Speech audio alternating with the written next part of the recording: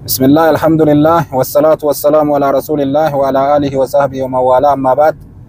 السلام عليكم ورحمة الله وبركاته. وكم جرتن هردفتوني كأنك أغرتني أورو إبا سديف جهتما الران كانك كما بيك كمودي وكان أغرتني شيخ كأن شيخ عبد الرحمن دا أوادا أكبي كينيا دا أغرتني دا أوادا أفضل هدون كيسام كوبا كبدني دوبا سينا أغرتني بارتي لما تايتشادا واي مدنو إساني الراها صوتي جرا warri paartii tokkoffaa agartanii achiin duratti hordofaa turtan agartee quba qabdan jennee yaanna.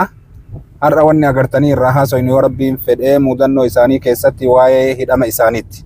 Shayni taraa hedduu hidhamanii waa'ee da'awaa kanaaf jecha. Duuba hidhaa kana agartanii hidhaa duraa keessatti illee maaliif akka hidhan, kalammataa keessatti illee maaliif akka hidhan sheeka keenna gaafannee jechaadha. Waan isaan mudatee rakkinna agartanii ka diinii kanaan keessa isaan mudatee wanni kanallee irraa waraabnuuf gorsa guddaa namni irraa fudhata jennee yaanna. Seenaa kana agartanii ka biyya teenya keessa maaltu ture gariin namaan beeku. Akkuma har'aa kana biyyi toltee bareeddee midhaaydee toohidaan akkanatti jirti se'aa nuti akkanuma irra dhalannee irratti dhufne. Kanaaf warri gariin immootu agartanii ka achiin dura turan waan garii yoo namatti hima wanni akkana asiin duratti dabree jira waan jedhamutu agartanii ka sammuu namaa kana keessatti dhufe jechuudha. Waan hedduu isaanirraa dhagahaa jirru keessa jechuudha. Kanaaf warri dhaloota qubeedhaa ka zabana kennaa kun waan isaan dabarsan kana agartee ka yoo keessa deemanii isaan nu himan duuba dubbii haarawaa ta'eetiin nutti mul'ata jechuudha. Kanaaf agartanii mee waan san nuti waan nuti gurraan hin dhagahin waan nuti hin argin ka agartanii asiin dura biyya teenya keessa ture rakkoo isaan mudatee kanarraa agartanii ka nuuf himanii mee sheeka kennaa Sheek Abdurrahmaan Da'awaadhaa waa'ee kanarratti ilaalchisee inshallah ummata irratti illee salaamadhaa. Mee waa'ee agartanii hidhaa keessan ka tokkoffaa fi lammaffaa illee sadaffaa illee maraan yaadattaniimi. Mee ka tokkoffaa irraa nu hima inshallah. أنا دقيقة سامي. Inda gaamee. السلام عليكم ورحمة الله وبركاته. جماعة كينيا قاكم شيء تمام جدا كنا. شيخ عبد الرحمن دعوة دا هدو هيرماني. سي شيخ أني سواني هيرم تانيبي. لو أنا ما فوتمو. نمتهم تمو. موت ما فوت أشوفي وسندم تاني سيدمو. ما الهيرم ما سندمات. بريدك إن شاء الله. بسم الله الرحمن الرحيم. الحمد لله رب العالمين. الصلاة والسلام على نبينا محمد وعلى آله وصحبه وسلم. بلينتي يا مركز سنو ربي سناتيسو يقولين تينا وان اسنا قافتن وان قاريد هدان كوني نو ديني إسلاما كان قبان لين قمنو واني ودر أبي يكيس جرونا من قرتي شيكولين لين قندر كينا لين قندو شيكون هدو جرتو مشايخنا غوردان جرو ولكن امو وامرا علماء كان غرغر ربين انو جدي واي توحيدا شيخ حسن محمد ابيرا دقي رب اچينا هيره ايغا توحيدا ارغنيت نينجن توحيدا كان دبني سببان هدا كنا سببا توحيدا سببا تكما ربي تتيام امون ننتو ربي توامكون ننتو جچرت امن مالي وان بريمي waan nama illee fuunee guyyaan tokkochi waan nama fuunee nama wal dhaba bira wal dhaba diin ilaalu malee wal dhaba duraasanii xiqqoo humna illee qabdaniiti yooma kanaaf namni isin sodaatee isin hidhee wallahi ani sanillee fini dhamu homa dubbadhe irratti gaafa awwala jalqabbii hidhamu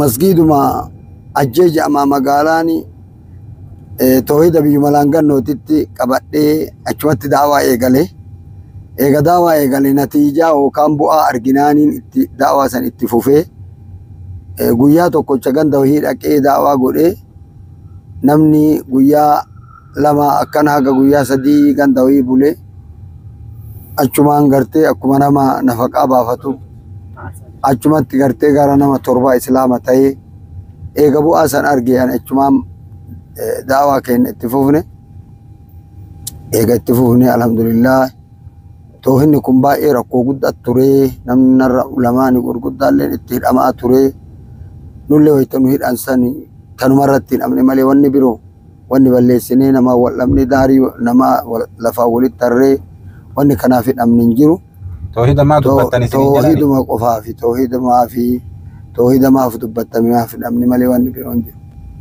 gaafsani mirga wani jedhan kun hin jiru dubbachuu irratti wallahi mirgi kuni ajaa'iba hidhaa gaafa duraana hidhanii hidhaa sanillee bahee lamuullee na hidhanii bahee gaafa sadaffaa ammallee na hidhanii waytanatti dhufu warri nama hidhu eessaa dhufte ati nama eessaa bahi naan jaa Arsii Kifla Garirraa dhufe ati nama eessaati Arsii Kifla Gari godina Arsii afaan Amaaraatiin biyya Arsiitti dhufe jedhe maal dhufte as naan jedhe asonni dhufee barnootaaf dhufee barnoonni eessa jira sanbata inshaallaa jira bakkeen itti naqaman kun ajjee daawaaf dhaga'an asmaa dhufte jennaan mammaraa lamasxaati jedhe mammaraa lamasxaati nama gorsuuf deemu dhufe fiqaada qabdaa naan jedhe waan amma isin mirgin jiru maali agaruu egaara imaanoti gilli altabaalim jedhe biyyi waliini biyya walitti qabna amantiin dhuunfaan jenne amantii tijarratti maaltu gartee fiqaada na barbaachisa jarri warra siyaasaati akkasuma rifatanii gaafsanis akira gartee waan na gaafatanii hidhamneetuman galle hin baane gaaf kanas mirgi jirullee gartee eegasaniiti mirga gartee bu'aa qabuu miti diinima kanaa wajjiin ijoollee hedduu warra toohidaa beeraawii ergan yoo sayyoo gadoo namatti kaayatan beeraawii nama ergan ani namni 80 itti farramnee nama 80tu maqaa kee itti farramee nutti kenne naan jaa jarri foolisa beeraawii oo faayitte itti farramanii nama gartee faayitiin qabne nama gartee waan aadaanu itti bullu dhooggu jedhanii nama 80 itti farramee nutti kenne yaa akira natti dhaame namtichi suni jarri sun jara san keessaa nam tokko na dhaame yoo adda jarri manatti si waamte yoo waa nyaata si affeette dhayxee nyaati mana warraati kama islaamaa mootummaa kana isin kiristaanaa kana jaa ajaa'iba jara wajjin nyaatiin illee eegadhu jarri tun jara gaarii mijaan akkasiini nu hidhaa wanna hidhamu diinima kanaaf malee wayta nu hidhanii onnu seensisan jaruma kiristaanaa tanan nuu laafa kama hawaasni asii iyyee onnu seensise yoo nu haasofsiiftee jettu kiristaanni nuu laafa kuni waan rabbiin kiya rahmata rabbi nuu godhe wallahi rahmata rabbi nuu godhe wallahi jarri tun natti dhaamte wayta addaa jarri tun nama xiqimiif deemu warri isin naanneffatu isin nama hawaasa waa barsiisuu deemu isin barsiisa ufiimmoo jaalatan waytii jarri addi jirtu mana warraati dhagina ittiin kalaayina nafseef waa si goote naan jedhe boo wal biratti na teettee naan jette nasi ajaa'ibaa isinii qaddame hidhaan kun isin injiilchuu isinidhaan hin baatan namni gisee adabanni jiilaati injiiltan ittuma deebitan isin gabbaatanii daraammas dubbiin isin jettan tun jabduudha hidhaani isin jilchuu ka isin jettan kana garuu gaafa san zabanni sun zabana ajabaati nullee yoo san ummata waan ajabaati wallahi waan akkana jennee hin himne yoo san nuti wayta hina hidhuuf naan deeman an gammadaa deema wayta hidhanii fooliis naan deemu dura deema malee qixxee akkatti deema malee muddamee sodaadhee ceem'aan deemu gammadaa akka waan kunoo laala jaannata achiin achi galtanaan jedhaniititti wallahi inshallah gammadaa seenna gammadaa yoo gammadaa seenne immoo ulfinnaan baana takkaan sodaanne takka akkas jechuun inshallah amma hidhaa keessan ka duraa eessatti isin hidhan ajjee tanatti gaafsan maal dubbattan isin yaadattan uf in beekay alqaariyatu malqaariyaa qare daawaa kanumaan godhe maaliif jennaan tawhida dubbate jettee nan sababatin jedhe alqaariyatu malqaariya waan qiyaamat dubbataa isuma dubbadhe ana alqaariyatu malqaariyaa isaan dheefaaf dubbadhe nahiiti maal balleesseetti gisa isiniitu wayta nahiita kitaaba biyyatee nan jirre kan barbaanne nutti fidan warra quraana adii nutti fidee dhusan sani gisa isin hidhan duuba namni isinii dubbate hin jiru kagama keessan gor irraa dhaabbadhaa ka jedhu. Hin jiru namni humna qabu namaa dubbatu hin jiru zamana sana. Namni namaan dubbatu. Namni namaan dubbatu. Ajaa'iba duuba. Ila silaafuu qoraasuma dhiiraati jedhani. Waan na fakkaatu hidhaan qoraastee numaa gartee daran isin jabeessa na fakkaata. Ooma takka sodaan hin jiru gammachuu malee. Adada Hussein Nasriin baana. Adada Hussein gammachuun baana. Jara mootummaa tanaa wal barree saahiba taanii. Inumaa firee dummeeffatuutti seenaa. Waan takka yoo nuti immoo achi nagaan gabbaan warri dur jara jala hiriiroo nutti as deebi'a. Jarri baate jedhanii sodaataniyyuu. As baanaan nuti naggayaa namni qaatanu jaalate. Yoo warri sun nurratti milkaa'in odoo akka isaaniitti isaanii hin boolla dabarsini jedhanii nummoo baane akkasiin turre bono. Ajjama sanii sila gaafni Hajasan gammada filattanii akka nama. Amma moolida godhan ka irraa miishooti afaan biyya teessaniiti. Ka irraa dhumaa. Hidhaan shanaffaa kan.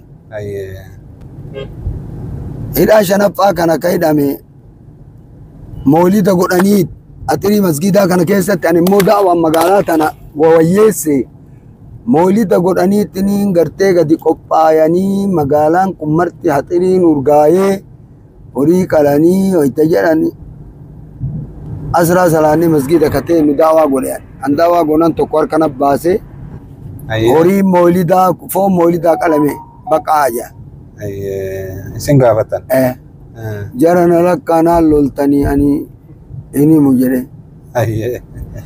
hemi wanni tokko sini lolu amma naan loltanii kunoo namni amma naan lolu akkam jettu nam tokko sini lolu sana jechi quraan waqara'ee إنما حرم عليكم الميتة والدم ولحم الخنزير وما أهل لغير الله به. نالو ثاني ما جلبوا فتني زين. بيكا قرا. أكو مكاور منو أجرامي بليس.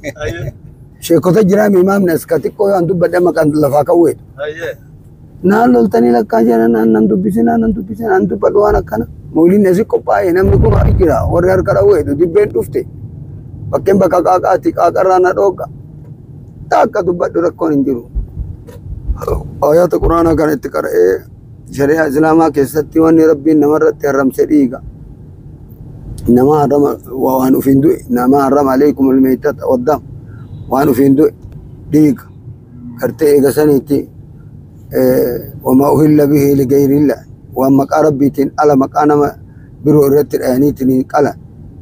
Akkuma san gartee eega saniitti immoo laaliqa. Jedhee kan itti himee foon karkarrooti. Rabbiin kenna kana maraa dura dubbatee yoo rakkoon si mudatteetiin hin jette foon karkarroo eenyu fa'aa waan ufiin du'e illee nyaachuun hin baqa. Walaakin bayitii waan ufiin du'e san caalu kaa maqaa awliyaatiin maqaa nama biriin qalan. Akkanatti rabbiin kenna haramsee wanni mawlidaa maqaa namaatiin qalan maqaa ambiyaatiin qalan hin baqaw jee. Reefi tana ilollu hin jenneere. Amma lolli ka'e. Qaata lafaa uttaale isheeti. Foon karkarroo irra bayti waan ufiin du'e irra bayti jee. Waan ufiin du'e dirallee isa bayti jee. Foon waan amma haraama rabbi godhe kana yoo rakkatte itti deebitee nyaatta jee. Yoo baytii lafa jiraate ka mawlidaa nyaattu ka baytii san nyaatta jee. Oga geettani beeka. Maal jennaan tartiibni rabbi kaayee akkana jedhee. Innama harrama alaykum almaytata jedhee achirraan gartee eegasani irra gara achi aanutti jedheen hundarratti ka mawlidaa godhe dubbiin jaljabne asii jedhe. Akkuma tartiibaan dhufee walirra jabaa jettanii afoo dubbiin jabdu. Lola ofumaa fiddanii. Sheeti jamma lafaa utaale. Yoo inni lafaa utaale kunoo jara naree fi tana hin lollu jettani kunumee amma akkam goonare. Malaan bu'u. Ammallee karba jedha. Haganatti hin dabalu immoo soda. Beekaa godha malee. Rabbiin kee qalbii na fuudhee bara. Alhamdulillahi rabbil alamin. Wallahi. Akka siqaa rabbii kanarraa qabu yoosa. Akira gaagartee ammuma lola jammaranii lola jammarame kana keessatti hayaa jedhanii guyyaan kun alhada takka isniina lama ثلاثة سدي أربعة أفو خمسة شن haga gaafa jum'aatitti jarri qaata dubbii natti fixxee nama 80 natti farramanii amantii teennaa ta islaamaatiin ala amantii biroo alaa fide kanatti illee warra bulle warra gartee maali yaanii gadi guuraniitiin foolisa fidan ani daawa irratti lafa ka'ee guyyaa jum'aa kana yoo an ka'e qaatanatti yaanii hadaraa eegee baggamlaa yoo akkana jedhan akira gartee gaa jarri hin dhufanii jarri foolisoota daanyoonni hin dhufan dhufanii ittiin jedhanii Abdurrahman jedhanii abbaan han beekanii Abdurrahman alagaanii karragaanii ittiin Silaam abbaan keessanis eenyu jidduman Hussein akkasi Abdurrahman da'waa malee barammaa kammaan ollaa keessaniitu isin beeku qissa wayii isiniima hasaasa namni kenna dhufe na barbaadu torban taa'e ishee kana dhabe haakimii wayii dhufe torban taa'e al jedheen Abdurrahman Hussein jedhe eenyu habitu eenyu beeka eessaadhu wallahi ka intalan hasaasa keessa jedhanii waaqata hin beeku namni Abdurrahman daawa malee akkasitti dhufeetuma na dhabee torban taa'ee de akira akkasiin amma alhamdulillah egaa yoo achi jarriin dhufte wayita jarri dhufte namni tokko ol ka'ee rabbi haa araaramu fi Sheekh Abdurrahman si hidhuu heddii atin hidhamtu na hidhamanaan jedhe rabbi haa araaramu Allahu akbar rabbi haa araaramu akka wayita inni jedhe wallahi atinaan hidhamtu natu hidhama diinii kiyya asii qabanii na dadhaban masgida keessa uttaale'am diinii kiyya abboo qab watakka wanni namna hidhamu maali jedhen sharaf kiyya ofii hidhamu agira natu hidhama jedhee gadi uttaale eegaan uttaalee ittiin manaa bahee achi itti gabbayee jaratti dhaqe ani wayita dhaqu sheeka machaaya harka asirraa wannoo mudawwara wannoo rarrataa akkana godhataa dhaqe mudawwara qaba har'ammoo Tigiree keessa dargi keessa mudawwaran uffatanii anna guddaan daa'ii guddaa yoo sanumaa waan daa'ii dullaati sabaatti maal keessa mudawwarri gaafsanillee biyya teenya seen sabaatti irraa jarri meeqatti badde beeytu sabaatti jarri 83 badde darge waggaa 6 agana warre amma na gaafatan qaama isa dhufte naan jette jarri bishee ka ija baafte teetumata karsi kibla garjee maali fayyadu barnootaaf biyya na dhufe isa barata sanbata inshallah injira barnoonni jedhee asoomaa dhufte ajjeeye mammaraa lamas taate gorsaaf dhufe fiqaada fidi mala ሃይማኖት ግን ላልተባለም ፍቃድ ምን ያስፈልጋል አጋሲን ገርቴ ሰኒንዶ አይኑ ቢይ ተወሊቲ አመንቲን ግል እንጀነ ማል ጉበርባች ሰወረቃ የጀቴቱ መታራፍቴና ዲፍቴ ሰኒንዶ ገርቴ ገረጋ ፉዳኒ ትኒን ገረ ሂዳትን ደማሸ አቺ ደቤ ጩቤ ቀባ ጩቤ ከናሌ ነመት ከነዴ አከዚ ነመ ሂዳ ደምነካ አንጃይ እለቲ ሲንደርባን edana darbani tinin jedhana achi walitti nu fuudhanii jarallee fidanii amma gaafii nu gaafatan marirratti walolta annoo mawlida kennaaf ka qophaa'ee tinin jedhe mawlida nabiyyuu muhammad nabiyyuu lidat የተዘጋጅ situ arrabse inna allah ana arrabse maal jaarre la ani kitabat garte rabbiin malee qalmi sadi malee injiru rabbiif qalu sadaqaaf qalu dil nigdiif qalu kana malee injiru maqaa nabiyyootaatiif maqaa nabiyyootatiin qalamuun hin ta'u jedhee suwar nabiyyiin kenna jedhee jennaan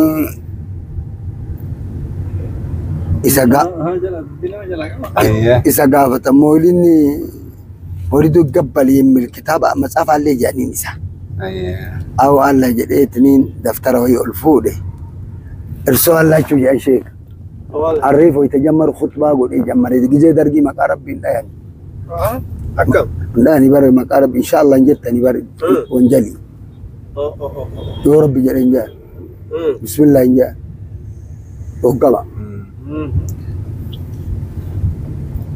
إنه مصيبة إنه ديني كان مصيبة يا رب نطلع ديني توسم بينا آخر قرتي كسانيتي أنا خطبة قول بسم الله الرحمن الرحيم جريتني وان دبا جري أما كتابة قرتي كسانيتي أتي رسول الله چنان جراني أول لنجاني ينو نانجران شيء ميتي نانجا أكنا قلت وما كيس جريتني زي أسكزي أكنا سنندو بقى ناسا كنا وجين إيقالي غافا كاني جرى اللي قرساني أكمتي نما كان مال جتني سفتان أكمتي نما سفتان نانجاني جرانين جتشو يرى جري ماري أنوات جرتي غرتي سنو غاف كاني أتي الحمد لله رب العالمين برا فولا إفان ويوفني قد ويتقد برابان وكنا نانجتنا كوت Poolistoota jedha. Warra daanyotaa.